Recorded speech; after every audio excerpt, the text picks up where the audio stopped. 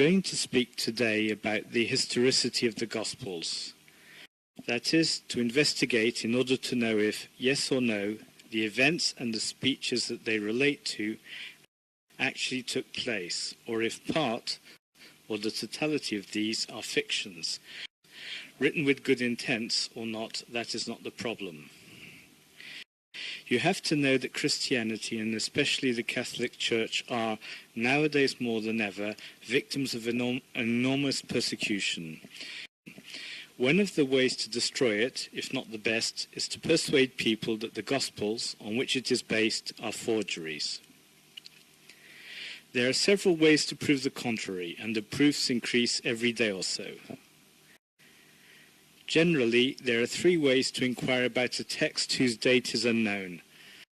First, to analyze the language, dialect, style that always change very fast. Second, to look for what I call the support or backing, that is the date of the paper, the parchment, the ink, the shape of the writing.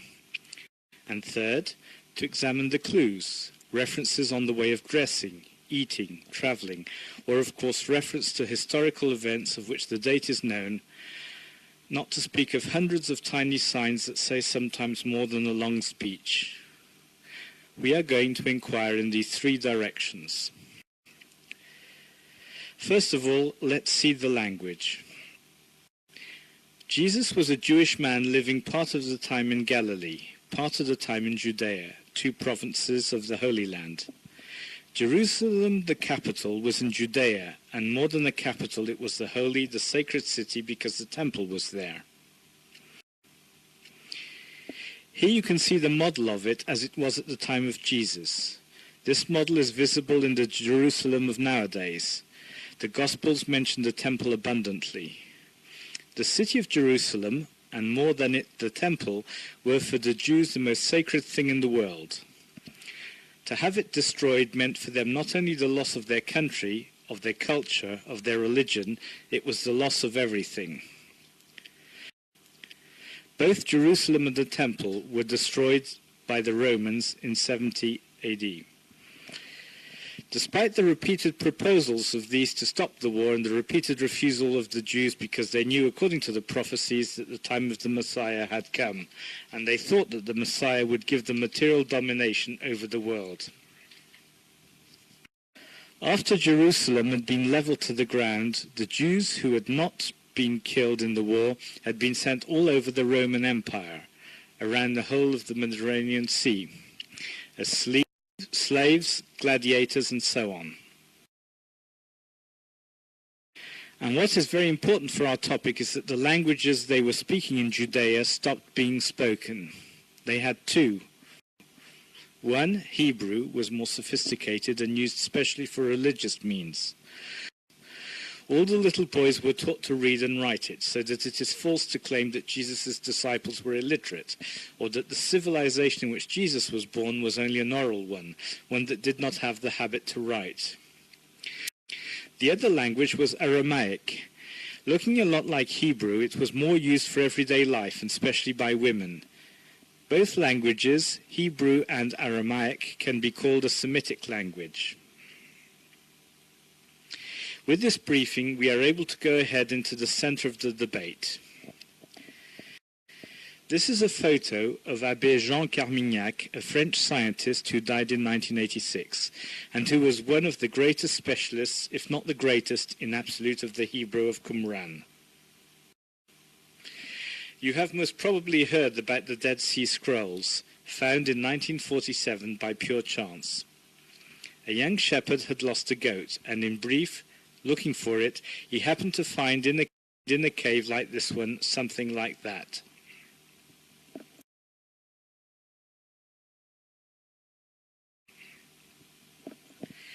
This led to many other caves and jars full of papyrus being found. It has been described as the biggest archaeological discovery of the 20th century.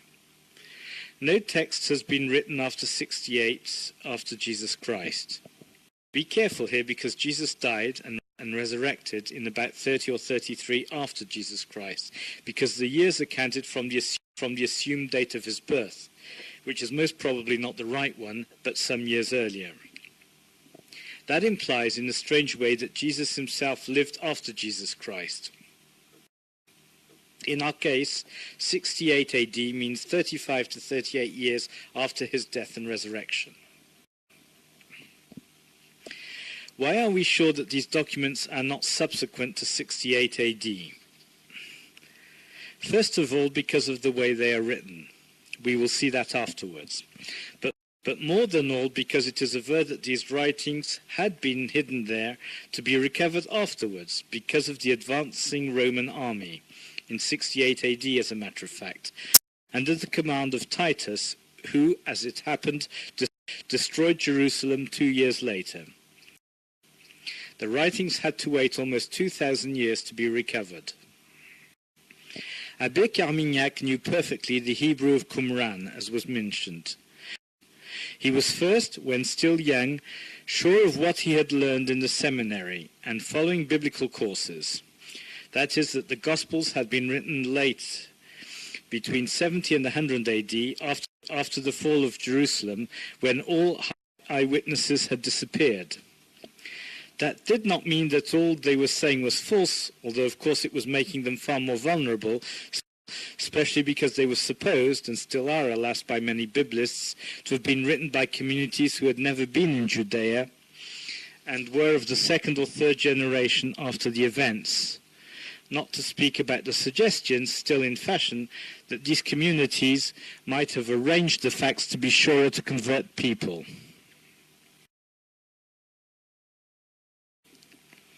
But one day, Carmignac had the idea to translate the Gospel of St. Mark, the shortest, from Greek, the language in which the oldest writings of the Gospels we have are written, into the Hebrew of Qumran, which he knew so well. In fact, the international language of the Roman Empire at that time of Jesus was not Latin, but Greek, just as English is today the international language. And it was a revelation. After only a few hours, Abbé Carmignac was sure, absolutely sure, that this gospel had been first written in Hebrew or Aramaic, remember the two languages are very similar, and then translated into Greek. Not because the Greek was incorrect, but because it was full of Semitisms. To give you an example in English, imagine what the expression full of beans would mean to a foreigner. How can beans describe someone's well-being?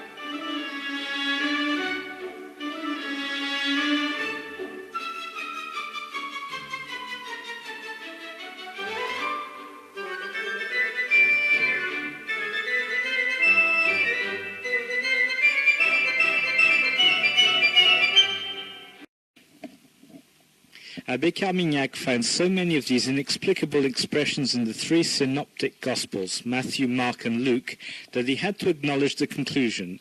Matthew, Mark, and the documents used by Luke had, without any doubt, been written in a Semitic language, i.e. Hebrew or Aramaic. What are the implications of such a discovery? If Hebrew and Aramaic were not spoken anymore after the fall of Jerusalem, that means that if the Gospels were written in one of those languages, they would have been written before 70 AD. That is only 40 years at the most after the Ascension, and that also means that the eyewitnesses were still alive. Now, do you imagine some people shouting out all over your city, 40 years ago, a man was going around this place, raising the dead, healing the sick and the blind, and preaching to the crowds. He was then put to death, and his body has never been found, or worse. He then rose from the dead. Who among you, younger than, say, 50 years, would not go and ask the elders, is that true? Is that possible? Others would say, these people are crazy. And in the end, all that they would have proclaimed would have been forgotten, and their writings, if any, would have been thrown on the fire. The language of the Gospels, therefore, demonstrates when they were written, and their date shows that they can't be forgeries. If not, they would have disappeared a long time ago, right away. Other scientists have made the same discoveries as Abbé Carmignac, independently, without knowing each other's work. You see here Claude Trémontant, who was teaching at the Sorbonne and knew Hebrew so well that the famous rabbi has said of him when he died, "We know some Hebrew. He knew Hebrew." For example, what does "Jesus fixed his face to go to Jerusalem" mean as written in the Greek Gospel? It means nothing in Greek or in English or in any language, but in Hebrew it means something. It means he firmly, courageously decided to go to Jerusalem. Trémontant gives many other examples that are not always the same ones as those of Abbé Carmignac. Here is the Bethesda pool that excavations have rediscovered in Jerusalem. If you read the Gospel of St. John, the one that is supposed to be the farthest in time from the facts, you see there is in Jerusalem at the Sheep Gate a pool called in Hebrew Bethesda. How, underlines Trémontant, can a man living at the end of the 1st century, when Jerusalem was destroyed 30 years earlier, use that present tense? He should have written "there was in Jerusalem." And let's add that most probably he would not have known anything of its location or of the Sheep Gate. The language says a lot without any appearance of it. And here is a third gentleman, Francis Marion, a specialist fluent in a great many modern and antique dead languages and a decoder for the secret services during the Second World War. He has also discovered, like Trémontant, that the 4 Gospels must have been written first in Hebrew. I give only one example. In St. Matthew 24:28, Jesus says, "Wherever the corpse is, there the eagles will gather." Now, the eagles are solitary animals. They don't gather, and furthermore, they do not eat corpses. They eat fresh meat. But vultures gather and eat carrions. And in Hebrew, the word pesher means both eagles and vultures. The translator, not very clever in zoology, has made the wrong choice. Often you will find vultures in your Bible because your Bible's translator from Greek has adapted the word. 3 scientists, without taking counsel together, have reached the same absolute certitude. Many of them had the same conviction in the past, but today whoever dares to assert such certitude is immediately silenced or persecuted, as has been the case with our 3 scholars. Let's now go to the support or backing. This is the oldest fragment of the Gospels of St. John, called Ryland's 457 or P52. It was discovered in Egypt in 1935. It cannot be dated later than 130 AD, remember 100 years after his life on this earth, but it is a copy of another one that can't have been written after 100 AD, but could be far older. And you hear everywhere that John's Gospel was written in 100 AD. Is it consistent? But there is far more convincing evidence, and here we are again in the Dead Sea Desert, where these papyruses of the time of Jesus or before him were found. In one of the caves, called 7, these papyruses have been found. For who does not know, papyruses were the paper of that time, but far more fragile than our paper. And one has been discovered which is exceptionally special. The 7Q5, 7 for the number of the cave, Q for Qumran, the name of the place, and 5 because it was the 5th to be numbered. You can't imagine the disputes and the furor that this little bit of papyrus has been able to provoke. Why? Because it was holding a fragment of St. Mark's Gospel, exactly Mark 6:52-53. And, as according to everybody the caves had been closed in 68 AD, it was a direct proof that Mark was written in the period when the eyewitnesses were still alive. Here you can see how the 7Q5 was taking place in the original papyrus. And, in fact, it was demonstrating that the whole gospel, not only bits, had then been completely written. The text is a link between two episodes, if not three. It is not the story of one episode alone. They had not understood the incident of the loaves, but their hearts were hardened. After making the crossing, they came to land at Gennesaret and tied up there.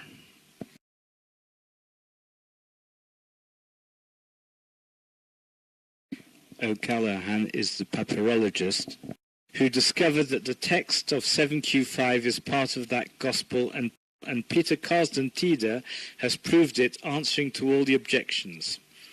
And you will not be surprised to know that there have been many passionate attempts to contradict him.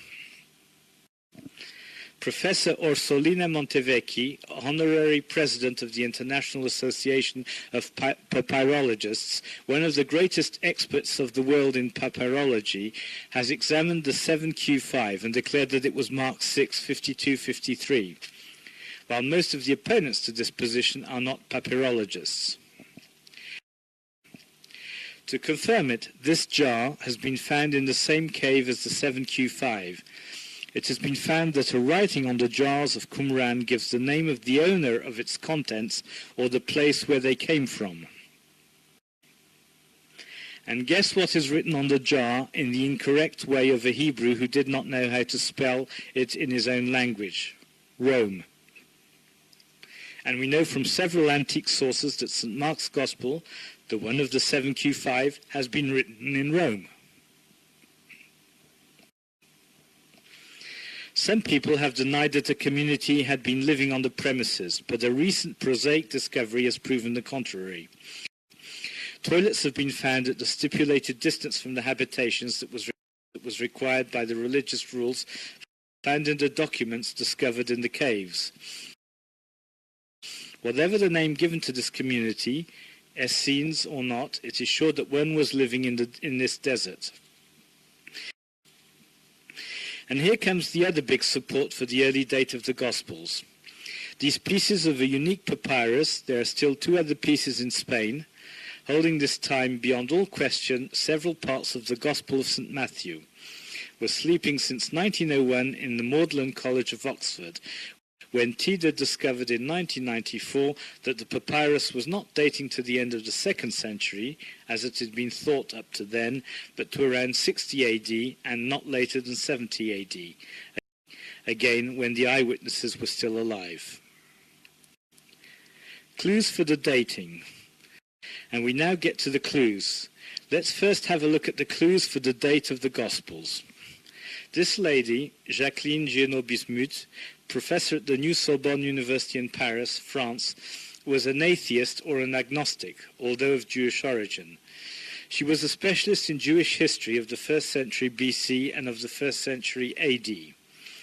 She has been allowed to excavate in Jerusalem after the War of the 6 Days in 1967 and has in this way made lots of interesting discoveries. For example, in the house of Caiaphas, the famous great priest of the Gospels who declared that Jesus had to be killed. And this kind of habitation of the time of Jesus, where you can see stone furniture, stone was considered as pure, so that when the Jews had done their ritual purification with water coming out of the stone jars, as the ones you can see on the picture, they were keeping their purity. It is those kinds of vases, and there were bigger ones, that were used when Jesus transformed water into wine at the Cana wedding.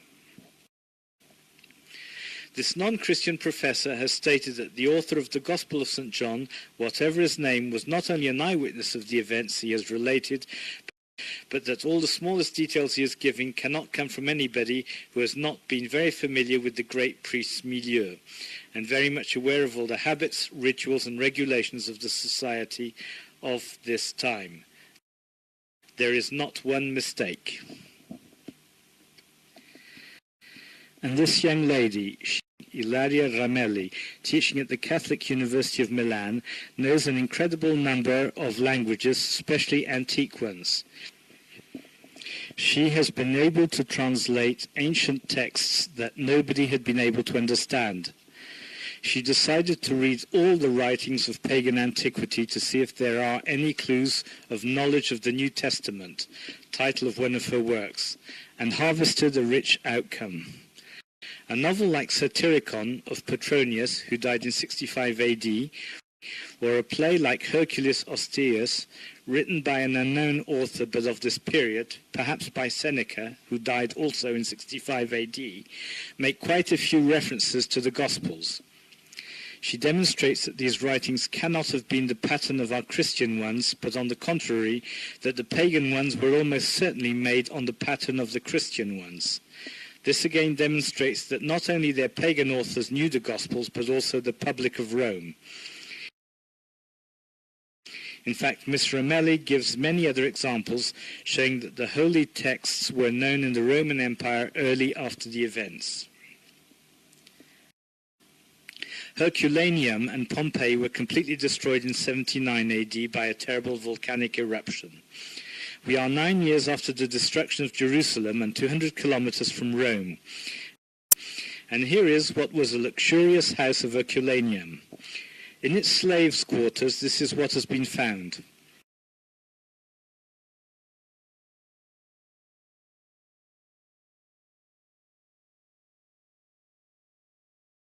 Another cross has been found in Pompeii. And all this graffiti, whose meaning is debated, but that has for sure something to do with Christians. How could the knowledge of this religion reach these small cities without the Gospels?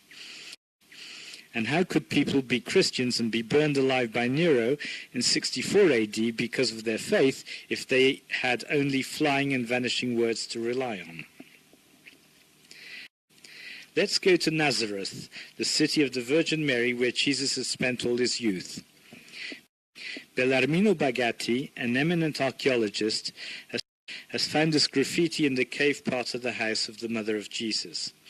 And from his immense knowledge, even if it does not please everybody, he has dated it as of the 1st century. What does it mean?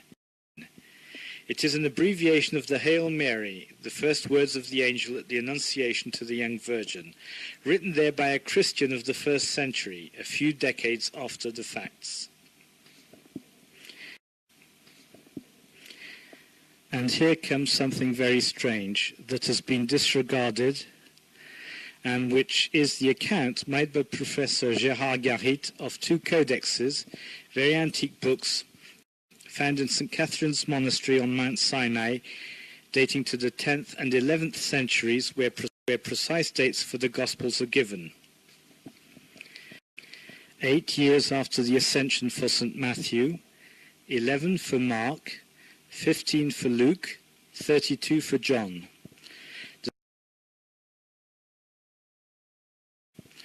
The same dates had been given in 836 in the Synod of Jerusalem, presided over by the Melkite patriarchs of Antioch, Alexandria, and Jerusalem. It does not prove anything absolutely, but why has it not been taken into consideration? Why are these dates so precise?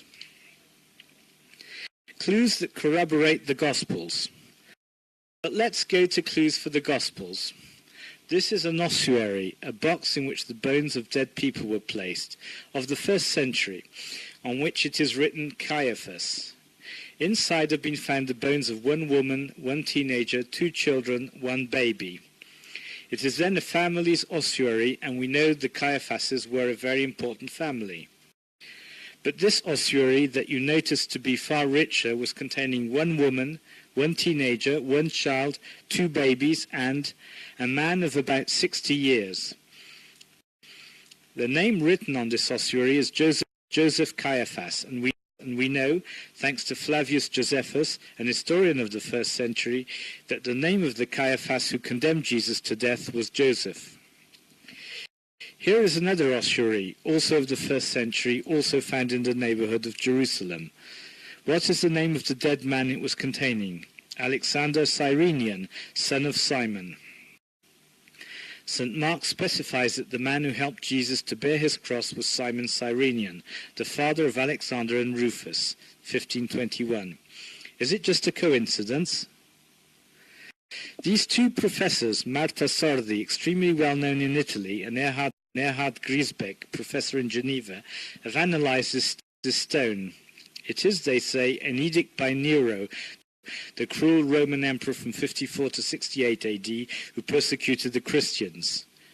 It condemns to death whoever would displace the bodies of dead persons.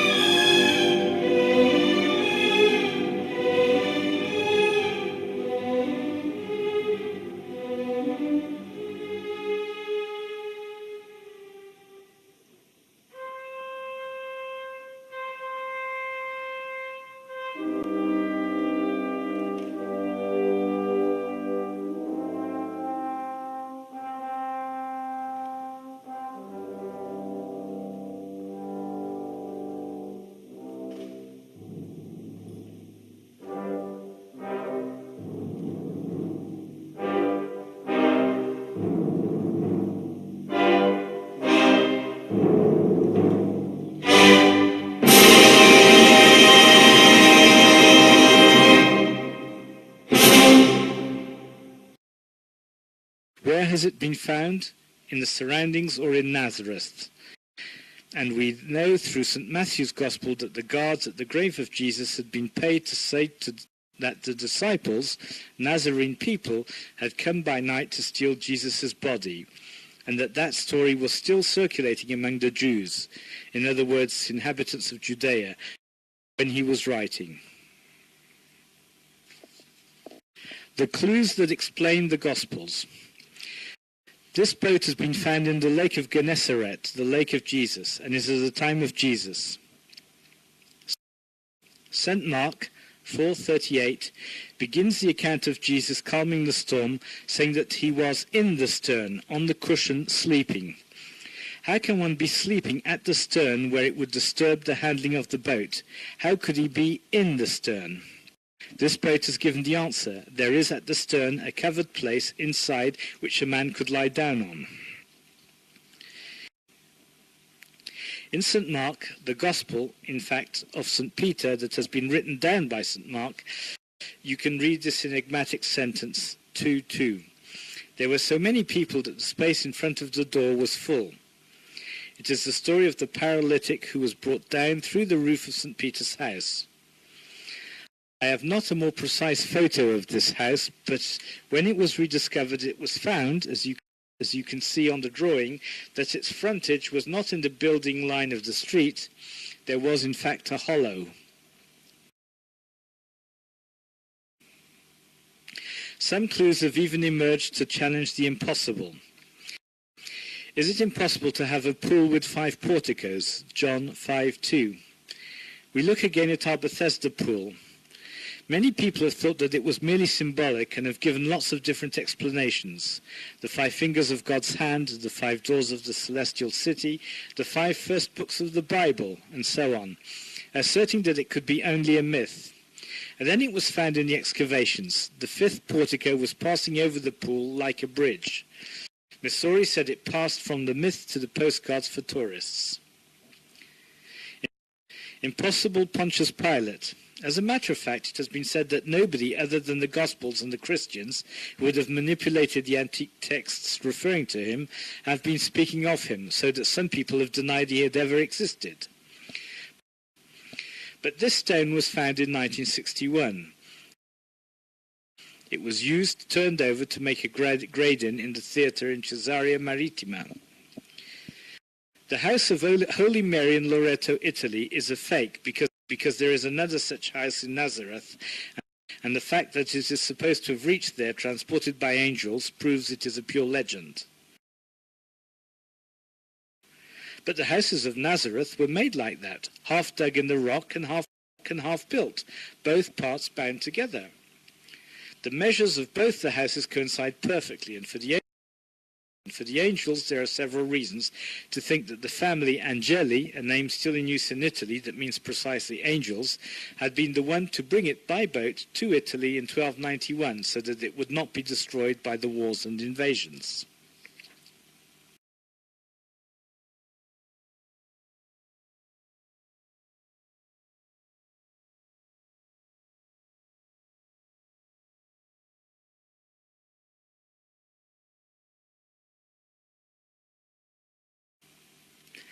Relics of the Apostles and Evangelists.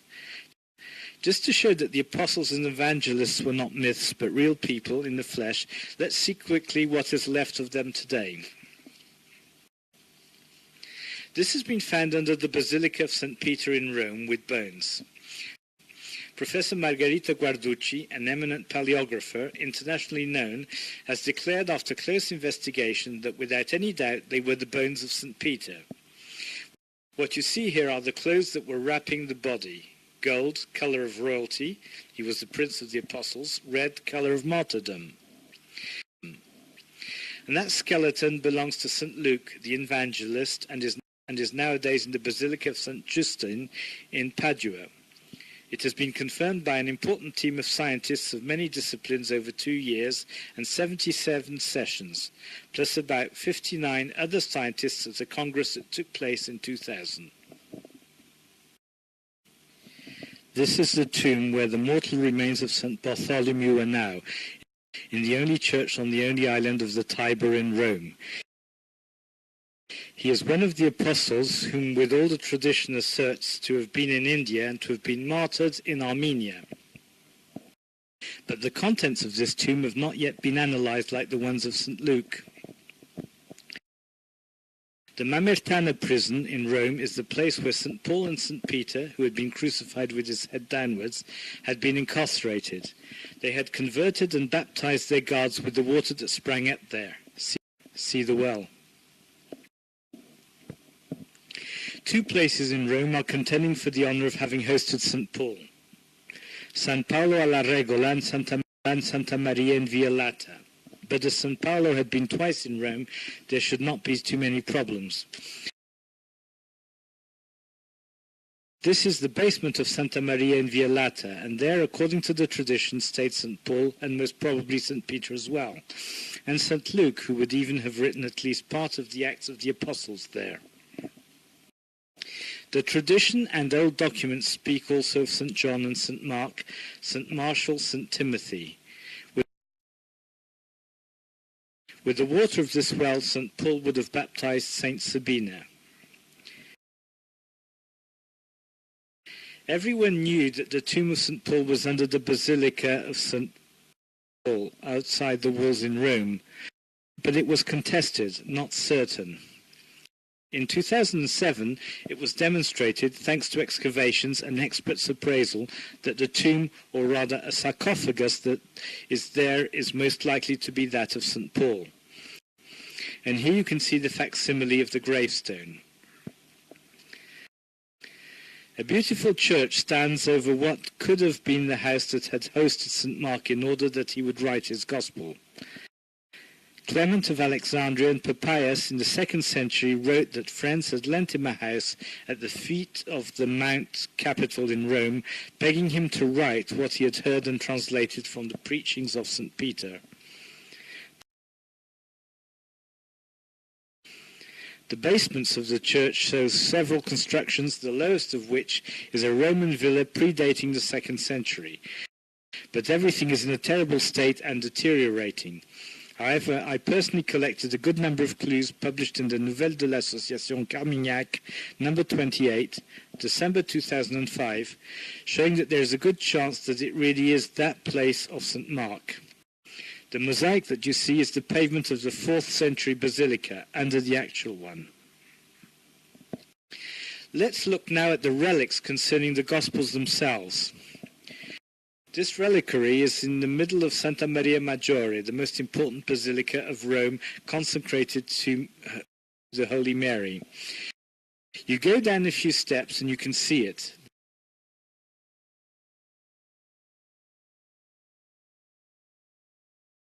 There are two pieces of wood that are said to have been the crib of Jesus. Analyzed with carbon-14, they are of the right period of time and are made of cedar of Israel, a tree that can be found in the Holy Land and more rarely in Lebanon. They had been brought to Rome by the Crusaders. This relic in its reliquary, and the same one seen from nearer, had been brought to Rome by the mother of Emperor Constantine, St. Helena, after she had found it in Jerusalem in 328. It is part of the titulus, the placard placed over Jesus' head on the cross. In all likelihood, it is authentic, first because it is written, even in Greek and in Latin, from right to left as in Hebrew. Here you can see it reversed. Second, because in the Latin line we found the antique form of Nazarenus and not the medieval one of Nazarenus. Third, because the text is not the same as any of the Gospels. And fourth, and overall, because the titulus has been presented to 7 experts in antique paleography, 6 of which Jewish, who have all declared that its date can be of the 1st, 2nd, or 3rd century, with far more probability for the 1st century AD. You can see here a modern reconstitution of the way the titulus was when it was intact. In fact, it has been divided in 3 parts by St. Helen. One has been left in Jerusalem, the second part has been sent to a St. Constantine in Constantinople, Byzantium, and she brought with her to Rome the third one, the only one that has not been lost. Note that in this reconstitution the words are separated and not bound together, as it was in use at Jesus' time, and as it can be seen on the titulus and on the 7Q5. Another difference is that here we find wrongly an E in Nazarenus, or on the Latin line. The titulus, you see it again reversed, says Nazarinus. And here is the crown of thorns that is in Paris. Saint Louis, King of France, had purchased it in 1239 from the Byzantine Emperor Baldwin II for the exorbitant sum of 135,000 livres. It is made of rush and the thorns. Here is an inauthentic example of them. We're twisted around it. The authentic thorns have all been given away as presents, but what is extraordinary, and anyone who sees the crown today can testify it is still green. We cannot finish without mentioning something you have certainly heard of, the Shroud of Turin, that has wrapped the dead body of Jesus. Here is Emanuela Marinelli, who has degrees both in natural and geological sciences and who goes around the whole world to defend its authenticity. We are facing with it the biggest mystery for science today. Nobody is able to copy it, to make a similar one nowadays despite all the science and technology we have. That the carbon-14 has given it a medieval date does not prove anything, because the sample taken for analysis has been cut out from a place that has been mended. In fact, a part of this sample has been given secretly to a certain race, and cotton threads have been found in it, invisibly threaded inside the threads of flax of the shroud. The fabric shows without any possible doubt that it had wrapped a dead body, but the spots of human blood are not streaked, as it would have shown if the body had been taken away when the blood was still wet. They are not broken, as it would have been if the corpse had been taken away when they were dry. There is not a trace of putrefaction on the whole shroud. What could have happened?